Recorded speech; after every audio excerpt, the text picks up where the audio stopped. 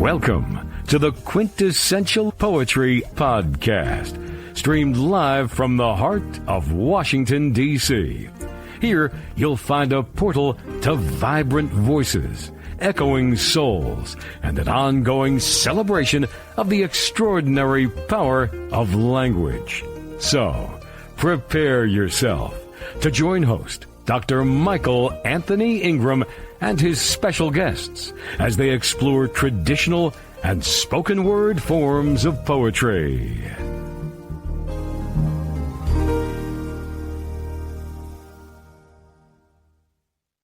Welcome to our special episode celebrating Quintessential Poetry's National Poetry Month theme of Poetry Beyond Boundaries.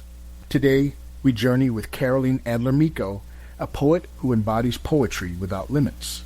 An acclaimed poet who hails from France, Caroline transforms personal challenges into poetic innovation. Her work demonstrates how poetry connects us across languages, cultures, and experiences. In this unique interview format, Caroline will answer a set of questions about the creative art of poetry, blending thoughtful responses with poems in French, creating a rich, multi-layered narrative of artistic expression. Translations are available for listeners, inviting you to experience the music of languages. And now, without further ado, I give you Adler Micó.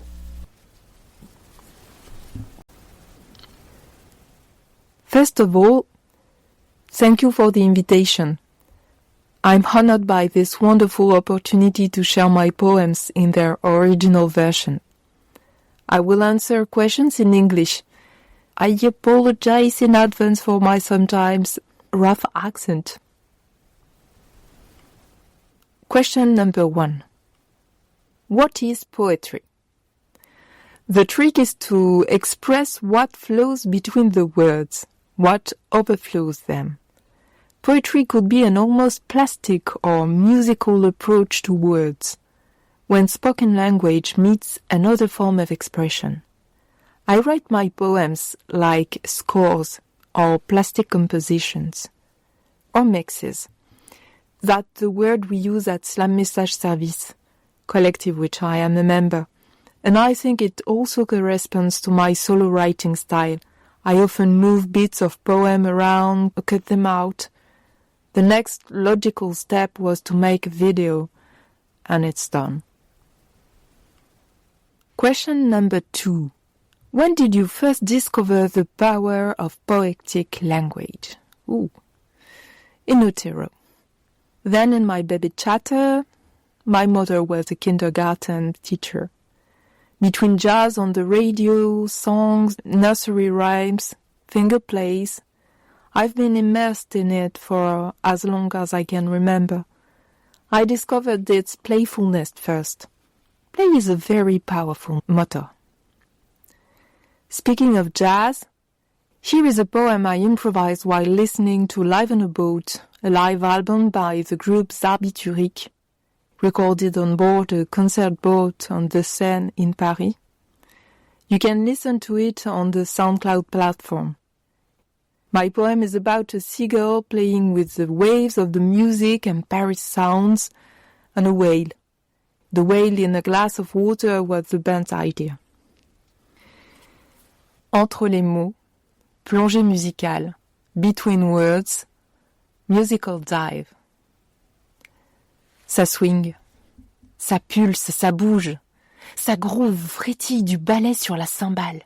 Ça bouge, une légère houle porte l'ensemble, un phare dans la tourmente, petit havre de paix dans le ventre chaud du monstre de métal. Sur la scène, le saxo plane haut, doux, velouté, comme les ailes du goéland sur un nuage un soir d'été au bord de l'eau. Et le voilà qui pique et plonge dans les vagues, remonte, virevolte, danse autour du sillage du bateau. Les oiseaux se déchaînent sur les lignes qui affleurent, mais lui, solitaire, est au-dessus de ça. Il domine la scène, regarde au loin, tout là-bas, au-delà de l'horizon, où pointe une baleine. Les ailes de l'oiseau fendent l'air, ses plumes luisent au soleil, éclat métallique d'adamantium. Il patauge à la surface, se débat, plonge, remonte et descend vers le fond. La baleine arrive. Elle fonce vers lui à une vitesse folle. Elle s'approche, énorme, grossissante encore, toujours, et d'un coup de queue, le projette dans les airs. Danse sous les flots, saute, pesante et pourtant si gracieuse, et dans un cri, l'oiseau s'enfuit. Le banc de poissons file tantôt à droite, tantôt à gauche, balance, change de cap pour tromper l'ennui. Ralentit, s'apaise, comme quand on avance dans les vagues au bord de l'eau. S'apaise.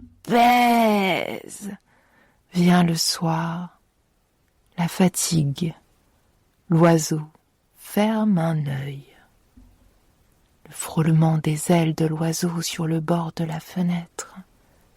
C'est la nuit, l'heure des pleurs quand surgit le chagrin du fond de ma torpeur. L'oiseau solitaire roucoule doucement. Je regarde au dehors, seul comme lui. Je n'ose pas m'approcher de peur de l'effrayer. Ami. Les voitures filent dans la nuit, le long de la rue de l'Ouest, tout là-bas, en direction de la mer. Gyropharde. On ne tire pas sur une ambulance.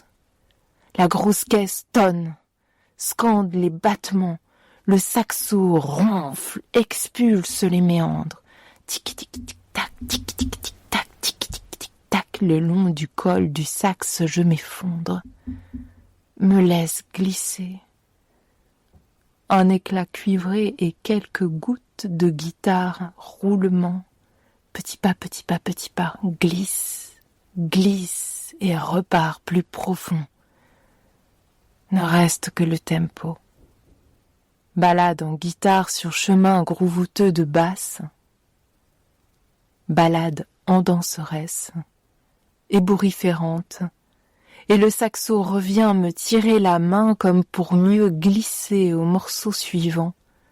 Je flotte entre deux mondes, calme. La rivière vibre sous la coque, absence de mots, fluide, plus besoin de dire, au centre de toute chose, au fond, au cœur, je me sens. Musique, silence, parsemé de sons. Comment ramener tout ça? Trivial, grotesque, limitatif, inconvenant, inconfortable. Comment faire rentrer une baleine dans un verre d'eau? Tellement rien à péter du reste, tellement trop beau, essentiel, vital. Et pourquoi faudrait-il revenir? Pourquoi ne pas rester entre deux eaux, flotter d'un concert à l'autre en planant sur l'épais silence, tout au fond, au cœur, en courant sur la toile tissée de voix, à travers l'espace, à travers le temps. Question number 3. In your work, what are some of the predominant themes that emerge? Some poems cross several themes. I don't like the feeling of repeating myself. When we published our first anthology with Slam Message Service, I drew up a summary in the form of a double entry table so that we could find our way around the categories. With Manchemo over the past few months, I've been evoking my family's past through several poems. The style is somewhere between fairy tale and reality. I also write poems using scientific terms. I like hybridizing the various disciplines. I also write haikus about the present moment, with a kigo, a seasonal word, and 17 mots. Sometimes I make exceptions. Here's an example of a French poem with Spanish words written for the podcast Manche tes mots in March 2023. Paul's friends, the Spanish word for sleeves, manche in French, is mangas, and manchas means stains. Whose sleeves are these was the title of a Japanese ukiyo-e, Images of the Floating World, screen I saw at an exhibition in Paris some 20 years ago. The translation of the title of the poem that follows is Whose manchas are they? À qui sont ces manchas? Blanc pop, jupette de tennis. Pour les joueuses en cas de tache, c'est carton rouge? Y a-t-il un nuancier pour jupette blanche? Pas comme le lait, qui tire sur le crème. Crème, crema, crame. Du noir charbon à la blancheur du linge bouilli avec de la cendre. Casser la glace du lavoir et y plonger les mains. Des mains comme des battoirs. Laver plus blanc que blanc pour se faire bien voir, ajouter du bleu à l'eau même des années plus tard dans la machine, ajouter du bleu dilué dans la cruche en plastique et de l'adoucissant pour mieux glisser sur l'eau. La fibre n'est plus poreuse, elle est moelleuse confite de lavande chimique et la peau reste moite au sortir de la douche. L'eau glisse sur l'éponge, mais les couleurs adhèrent sur les serviettes de table et sur les vêtements clairs. Pistache, verde helado de pistacho, noisette, marron claro, avellana, chocolat froid, masmate, bebida de chocolate, farce à la tomate de petits chaussons, naranja, relleno de tomate de empanadilla, nectar de pêche, amarillo dorado, nectar de melocotón, huile d'olive, verde dorado translúcido, aceite, pourpre du Rioja, un verre pris à l'envers en débarrassant la table, palette culinaire qui goutte à goutte hispanise ma trop blanche robe. Lutter contre la tâche, en dépliant bien la serviette, gestes immuables, bien la rouler ensuite et la glisser dans le rond à mon nom. Apprendre à faire partir une tache de sang, toujours à l'eau froide, pour ne pas la fixer. Saupoudrer de sel, laisser quelques minutes, rincer, savonner, rincer à nouveau. Si c'est une petite goutte en piquant un ourlet, un peu de salive suffit. Un truc de couturière. Robe blanche, à jouer à cache-cache brodée de toutes les couleurs de mes plus beaux souvenirs, l'adapter à ma taille, au fil des saisons ou pas, comme un kimono. À qui sont ces manchas? Elles sont à moi. Question number 4. All great writers have great poetic influences.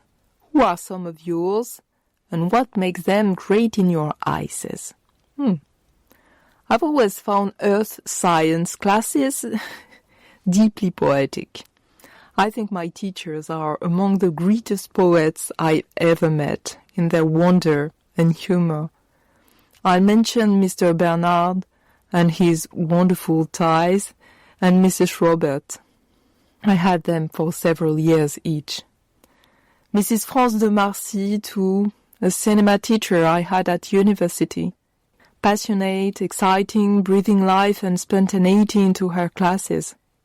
She introduced me to the avant-garde, Buster Keaton, and the films of Jean Renoir. She never wrote a book, just a few articles, in film dictionaries, but for years she passed on her passion to hundreds of students. She was so great I'd arrive on time at 8 a.m. for her class. It was a rude awakening for her too. More recently, I am mainly influenced by the poets of Slam Message Service, Zlatko Gamic, Jacques Tonton, Le Penseur de Robin, and Gino Parolacci. Group writing offers me a great space of experimentation. I'm also influenced by the poets who take part in the writing workshops run by Galate and Dinko from Manchtemo. During a workshop, we combine our poetic imaginations around the same theme. It's a very intense experience. Here is a poem written in October 2023 with Zlatko Gamic and Le Penseur de Robin from Slam Message Service, based on a quote by Pier Paolo Pasolini. I'm back to listening to Bach. I'm back to smelling to the garden. I'm back to thinking of poems and novels. I'm back to the silence that makes a rainy morning the beginning of the world of tomorrow. Je me remets. Je me remets à écouter Bach. Je me remets à sentir la terre du jardin. Je me remets à penser à des poèmes et à des romans. Je me remets au silence qui fait d'un matin pluvieux le début du monde de demain. Pier Paolo Pasolini. Je me remets à sourire, mes reflets d'amour à cueillir. Je me remets à écrire, à coiffer mes épis, à dorer ma pilule. Je me remets à aimer. Je me remets à écrire des petits mots doux à celles que j'aime, besoin de réactiver leur présence. Je me remets à moi-même, à apprécier la crème. Je m'en remets à moi-même, le bas de la base de la relation ferme. Oui, à sourire. Je me remets à sourire. Ça fait plaisir. Je ravive le soleil au fond de moi tellement longtemps que la lune régnait. Je ravive ma fenêtre sur celle-ci. Ravive mon inspi. Faire du bruit. À nouveau j'ai envie. Des fruits, des amis, la vie. Un câlin à mon doudou de petit. Il n'a pas changé d'odeur.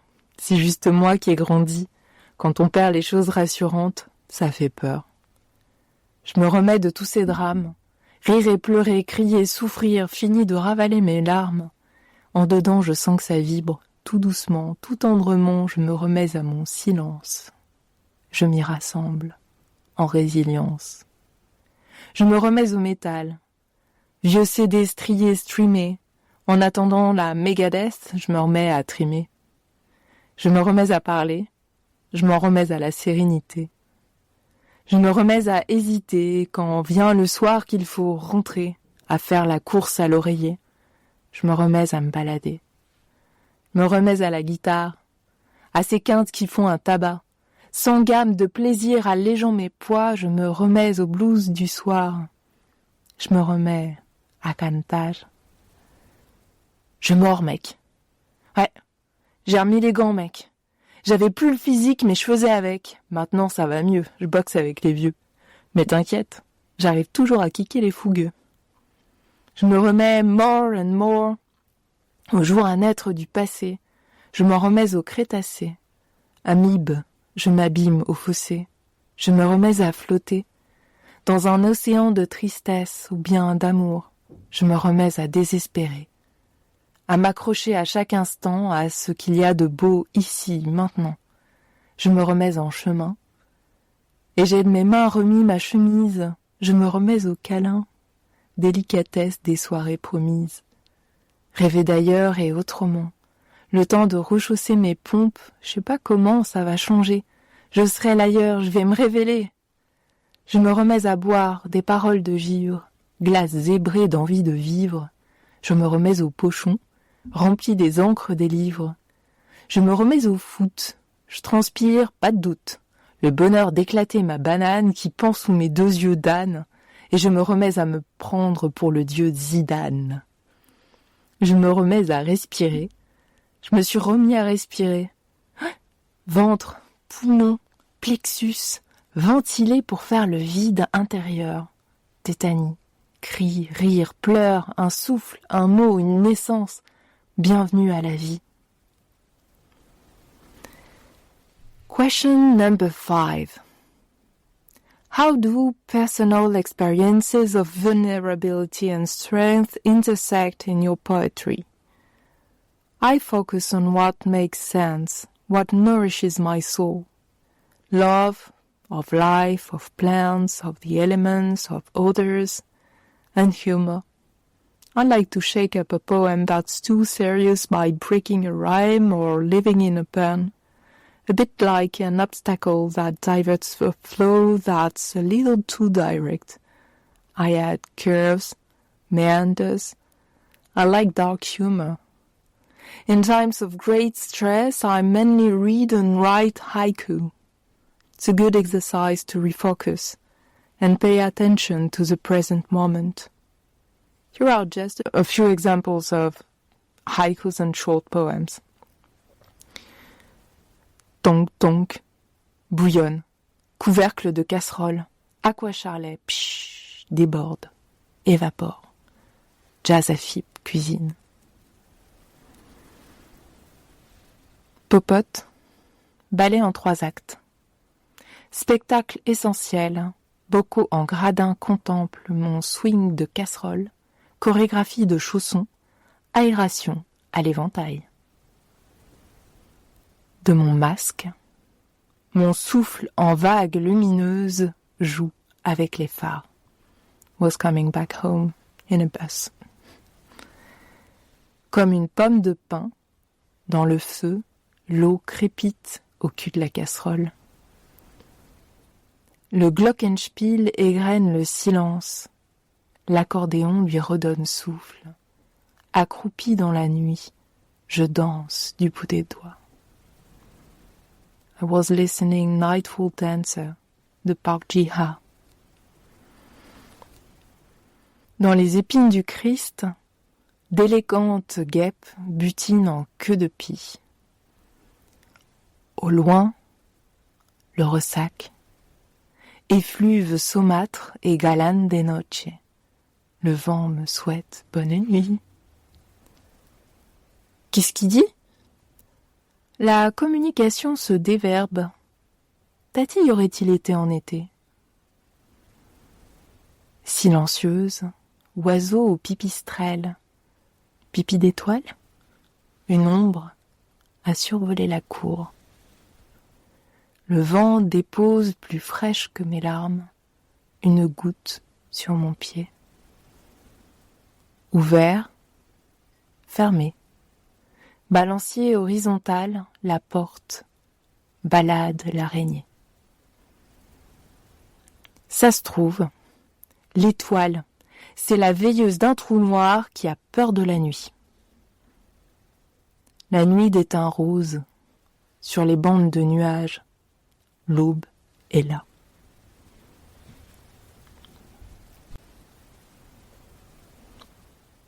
Question number 6. How have your cultural background and international perspective shaped your approach to poetry? I don't know if I have an international vision, or a profoundly Parisian one, in the cosmopolitan way the city has to offer. My varied origins make it easy for me to meet people from elsewhere, or with multiple cultures. They perceive things differently, unlike singular personalities. My state of health means that I travel very little. The internet gives me the opportunity to write with poets living elsewhere, from France and abroad. I also take part in several regular international online poetic sessions. Here is a poem I wrote in February 2023 with Psyché d'Ethnique, a poet and sculptor from Normandy. The idea was to write simultaneously in a shared state of self-hypnotic trance, a technical way of talking about the daydream-like state into which an artist plunges when creating. This poetic journey took us to regions destroyed by the fighting of the First World War. The title in English would be When the Sky Cries Tears of Twisted Pianos. Quand le ciel pleure des larmes de piano tordus. Quand le ciel pleure des larmes de piano tordu, envolé plus loin par le vent des poussières rouges, je surgis de mon alcôve faite d'épines convaincue que piquer ne sert que si personne ne bouge. Le vent défait les sapins 10 et 7 qui ont fondu. Sous le manteau de neige dégringolé des étoiles, je traîne le traîneau de cuivre, le pas lourd, fourbu. En haut j'y grimpe, et je me laisse glisser en dépliant la voile. Quand le ciel pleure, alors je ris aux étoiles, qu'elles se cachent ou bien qu'elles simulent. Les 10 et 7 sapins font perler leur sève et se dévoilent, accompagnés de quelques délicieux émules. De ma poche, je déroule des mouchoirs, la lune se cache. Qu'importe, j'ai les lunules de mes doigts pour éclairer le long couloir sous les branches qui pendent en spatule. Et si tout crame, un soir d'incendie, je m'envolerai comme toutes les autres cendres, j'espère que d'ici là tout sera dit. Et j'espère avoir été parfois un petit peu tendre. Même le plus dur des bois peut se fendre. Quand crépitent les braises, que craque le ciel gris, que ruisselle sa peine, qu'il glousse, qu'il rigole, que le ciel pleure et reverdisse les cendres. Que germent les graines sur le chemin des dames, que la bouillie humaine ne soit pas que des drames, et des larmes, et la perte de ces millions d'âmes, et que s'évade de la tête des survivants la stridence de l'alarme. Sur la terre rouge de la butte fleurissent les bleuets. Au cœur des champs de lin, quelques touches coquelicots. La Java est-elle bleue comme l'est le Danube? Au bout des frondaisons, nos rires font la ronde. Et qu'il en soit ainsi, car c'est bien le passé, nulle possibilité de rembobiner. Les 10 et 7 sapins ont pourtant peut-être repoussé, et les éclats de bombes ne ricochent plus sur l'onde. Et le ciel parfois pleure encore des larmes de piano tordus, qui s'effondrèrent dans des villages désormais disparus. Question number 7. Can you speak to the profound power of expressing poetry in your native language? How does the essence of your poetry change when you move between French, Spanish, and English? For Spanish, when I read love poems in that language, they ring more true. It comes from the gut. French for me is more patched up, bruised. I get to the quick. Ginko from Manchemo often talks about my poems being written to the bone. No frills, nothing to hide behind. In my podcasts, I'm developing a new poetic sound language. Without their associated soundtrack, some of my recent poems are almost impossible to read on stage. It's like a dialogue in which you can only read the lines of one character. This following poem is about the difficulty of expressing my feelings, as if my heart were an old Bible encrypted in a language no one speaks anymore, translated into several regional languages from the four corners of Europe, interwoven one into the other. And I don't speak any of them.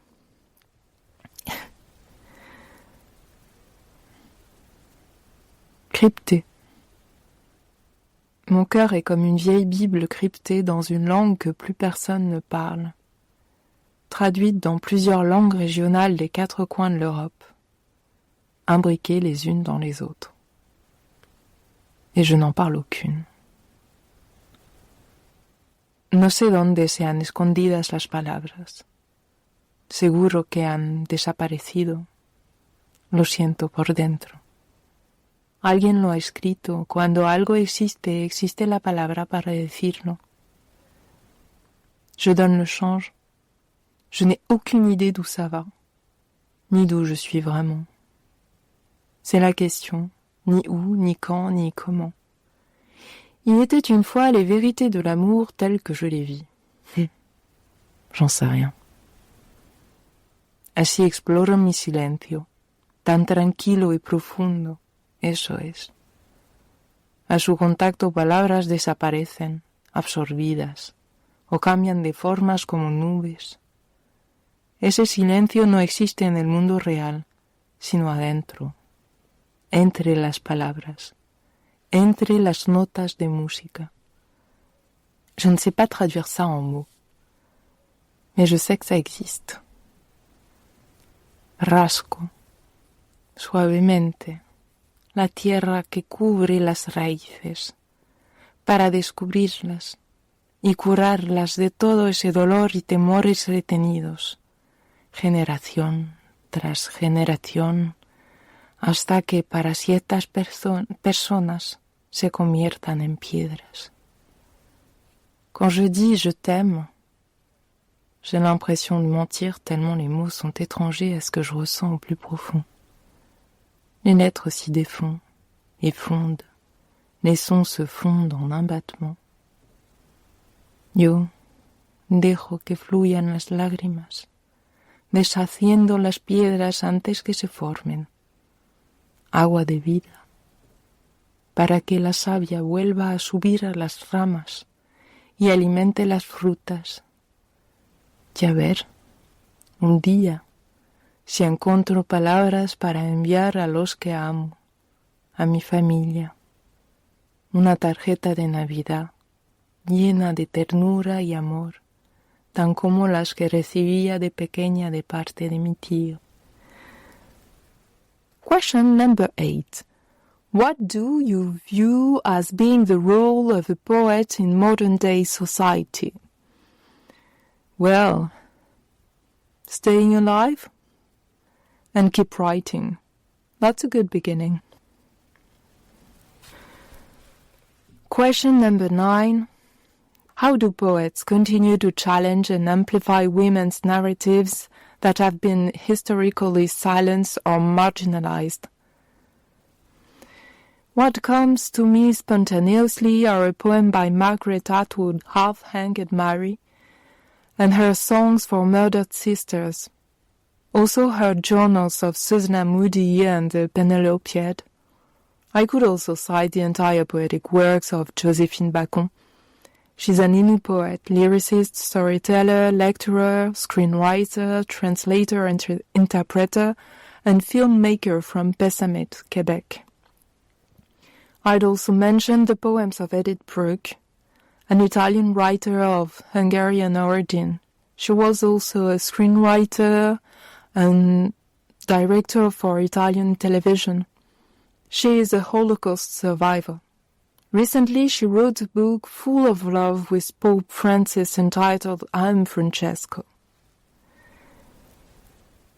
Question number 10. How do women poets serve as architects of memory, resistance, and hope? Like human beings. How are human beings architects of memory, resistance, and hope? Through arts, each in its own way. I Am Francesco is a good source of hope and also resistance and memory. Question number 11. What advice would you give to emerging women poets who are finding their voice? Let's take a quote in a Parisian bar. I'm not lost. I'm exploring. Let's take a little stroll around Paris on our way out of the cinema. Sortie de ciné. J'ai pas bougé mon cul du siège quand la salle s'est rallumée. Pas envie de me presser. Mes yeux couraient sur le générique à la recherche d'un nom connu, un truc, un indice, qui sait, un nouveau départ, un autre film, une autre histoire. Un clin d'œil bonus pour les attardés du ciné comme moi. Ce soir, je suis seule. Enfin, pas totalement. Il y a l'ouvreur qui passe entre les sièges avant la séance prochaine. Je prends le temps de souffler. Dehors, j'ai pas envie de devoir parler. Pour ça que je suis venue seule. Ah tiens, c'est vrai, je suis venue seule. Et l'ouvreur n'attend pas que les gens rentrent, mais que je me décide à sortir. C'était la dernière séance. Respirer à fond. l'air froid qui sent pas trop la pollution ce soir. Le vent l'a balayé sur la banlieue. Je marche. Pas envie de côtoyer des gens dans les transports, ça attendra un peu. C'est pas encore le dernier bus, au pire, je prendrai le noctilien. Rester encore un peu dans les vapeurs du film. L'entre-deux-mondes. Plus trop ailleurs, pas encore à la maison. Je flotte plus que je ne marche dans cette ville étrangement familière et pourtant autre. C'est moi qui ai changé. Je rentre de voyage intérieur. Je l'emporte avec moi. J'avais rendez-vous avec moi. Ça fait du bien de me retrouver. Je laisse mon corps rythmer sa marche irrégulière, souple et dansante. Équilibre sur le bord du trottoir, détour par des escaliers pour le point de vue. Arrêt à écouter chanter la fontaine, le vent dans les feuilles, sa caresse dans mes cheveux et sur mes joues. Question number 12. Do you think you were destined to be a poet? What's next for you? Where do you go from here creatively? I feel like I always have been. What's next? Time will tell. I prefer to remain aware. I started deposing my poetic short films at the Bibliothèque nationale de France, the French National Library. It gives me something to work on. Additional question. Justine from the early March writing workshop asked me, does the spoken word influence your style? I don't read the same text on stage as I do on podcast. Sometimes I write poems that are meant to be read, not listened to. Some poems are very slow, stripped down to the bare essentials. They require you to take the time to read them, to pause to imagine, to reread. When spoken, much of it is lost. This poem is one of those. I wrote this poem thinking back to a documentary about the Drancy camp, which was the hub of the anti-Semitic deportation policy in France from August 41 to August 44, as part of the Shoah during the Second World War. The camp was the main place of internment prior to deportation to the Nazi extermination camps, principally Auschwitz. The floor of the vast courtyard was covered with clinker. Trigger warning: this poem may be shocking for some sensitive people. It lasts about 50 seconds. It refers to the internment of an engraver. Trait passé. Camailleux gris. Tache hématome. Bleu veine avant que digue ne craque sous coups et claques. Goût de sang. Rouge. Jaune pisse. Brun chiasse avant que famine terre la merde dans les tripes. Trace. Indicible. Grave a été, à même le mur. Craque. Crâne. Impensable. Désespoir poudré et mâche-fer. Ballast. Mine charbonnée. Rail. Horizon fumé. Rien ne se perd. Recyclage ultime. My friend Antoine added 4 questions. First questions. Is there a film that influences your poetry? Jim Jarmusch, The Limits of Control. I don't know if he is an influence. I think it offers me a possibility of interacting with it in depth, like an abstract work of art. Here is a short poem that refers to modern art and the night. Soulage ready-made. Toit de tôle noire luisant de pluie, blanchi, noirci, au gré du passage des nuages devant la lune pleine. Question 2. If you were to compose a short poem as a sequel of your favorite film, what would it look like? What's my favorite movie? I could have chosen Some Like It Hot, but I don't dare play with a Billy Wilder script, especially with such a final. It's perfect the way it is. Question number 3. Do you write the same way in French and Spanish? Technically, yes. Either in a notebook or directly on the computer. Content-wise, no. Spanish is more direct. Speaking Spanish influences me even in French. I prefer the active form. And then I write as I go along. Sometimes it's in French, sometimes in Spanish, sometimes more rarely in English. Recently, I even wrote some passages in Italian for a podcast. Just happened. Like composing music and choosing one instrument over another. Further answer, the poems I write with Slam Message Service are much harder to translate than the others. We play a lot with words. It's hard to find equivalents. I've also written poems in duet with Martin Roszek in simultaneous English and French. The scientific curiosity we share can sometimes be felt in our poems. Here is one. Goutte d'eau. Si les lettres sont des atomes et les mots sont des molécules, les haïkus sont-ils des gouttelettes d'eau? Fluide d'où naît et se dissout le monde, en un haïku, combien de montagnes? En un rond parfait de pipi dans la neige, des milliers. Combien de puces dansantes remplissent un verre à vin? À quel rythme la vapeur s'élève-t-elle d'un cheval fatigué? Peut-on mesurer la métrique des mots? Un bisou sonne-t-il pareil dans un pays ou dans un autre? Une sonate est-elle la même à l'aller et au retour? Combien de naissances de cellules de mon corps ce poème a-t-il accompagné? Mais les naissances ne sont qu'un réarrangement d'atomes. Dans mon corps, il y a des atomes de Sappho et de Démocrite.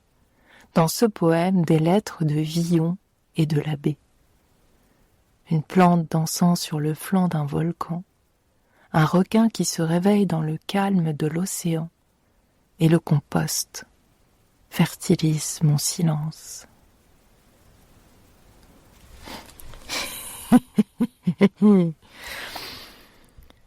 What does the poetess April Fool's Day look like? Jamie Lee Curtis and Monty Python would host a world conference on ocean conservation for real and nobody would take them seriously, so Calypso would burst into the room to bring back her pile of salt, bigger than a grain, and they would save the oceans.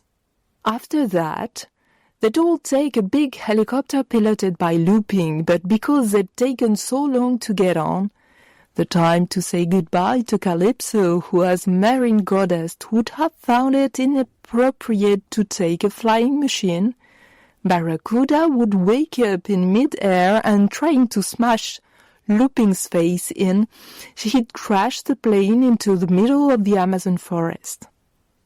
Luckily for them, Looping took the wrong helicopter. Well, can we really call it luck? And this one was to be used to transfer the dangerous and intrepid Screwy Squirrel, who, as a wild animal, would immediately be appointed as their guide. On learning of the helicopter crash, Adrian Cronauer, on vacation in French Guiana with String, Twan and their family, and Edward Garlick, decided to mount an expedition, and off they all went to the rescue. Given Adrian and Edward's sense of direction, let's wish them luck. Meanwhile, on a beach, Agnès de Villahermosa would dance feverishly with a batucada, and all the gold diggers and destroyers of the Amazon would be captivated by the irresistible rhythm and Agnès' charisma and decide to honor and protect the forest. So off they went all together towards the forest. Then Joan Wilder, nothing to do with Billy, though who knows, and Jack Colton, who would land on a river somewhere not too far from the chopper aboard an old plane patched up by Salud and Plata, piloted by Izzy Button, and set off in search of an old yellow brick road and an emerald city. Or is it golden cities and green brick? Well, in the forest, green on green. They would discover that true wealth is not gold or emeralds, but the forest itself, its life-giving power. After many adventures that I don't have time to detail here, they'd all get together and they would join forces to drive the mining contractors out of the forest and stop them from polluting the rivers. Screwy Squirrel would offer to act as a guide for the industrialists on their return, and they'd never be heard from again. Legend has it that a little red-headed spirit haunts the jungle, and no gold prospector alone or in company would dare venture there again. Every tree is a forest primus. Let's sit a little in front of one of them. With psychédélique. Assis face à un arbre. Qu'il est bon de s'asseoir face à un arbre. Doigts de pied en éventail. Laisser frémir l'instant simplement. Croiser la pierre, ciseler le marbre et que tout s'en aille. Une bonne fois pour toutes, comme le fait parfois le vent qui passe et fait silence dedans, aérant les mots, dégageant les qui font beau, sans savoir ce qui restera, sans savoir ce qui surgira. Et puis de grands, de fiers, de beaux, la, des formules toutes faites, des douceurs de gros mots, nous les regarderons pour certains brûler dans un feu ardent. J'y jetterai ma collection de paroles en l'air, pour que les flammes aillent frôler les nuages, dégageant l'horizon dans une gerbe artificielle. Qu'il est doux ce silence, dans lequel sommeillent ces choses qui n'ont pas de mots, qui vibrent des plantes de pied à la pointe du crayon ou du ciseau. Lustre de la chaise en bois polie par les années, bzz des butineuses, envie minérale de la goutte d'eau. The drop of water. And one last poem to conclude were written with Martin Rochek about endophyte, a plant-human hybridization. The English title is Endophyte, Mycorrhizal Love, or endophyte. I don't know how to pronounce it in English. Endophyte, amour mycorhizien. Il existe des champignons qui vivent à l'intérieur des feuilles de fougère. L'if se faufile entre les lignes de cellules, chargées de significations inconnues. L'une dans l'autre, ils repoussent leurs limites. Que savent-ils du soleil arrogant? Rayons verts tempérés par la sève, à l'ombre des grandes frondes. Je ferme les yeux et je vois en filigrane des rêves se développant à travers les espaces de mon esprit. L'une au cœur de l'autre. Les ailes de verdure se déroulent, depuis les temps géologiques, dans les hauteurs de l'édafon.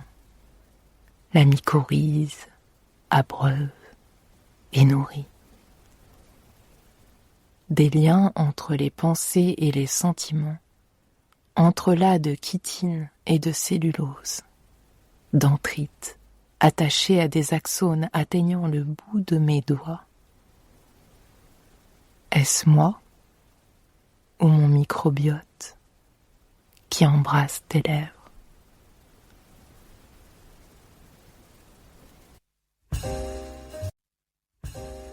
Still craving poetry? Hundreds of episodes of the Quintessential Listening Poetry online radio and YouTube podcast are available to listen to or download on iTunes, Spotify, and other streaming platforms. Till next time, take care and let poetry ring somewhere throughout the land.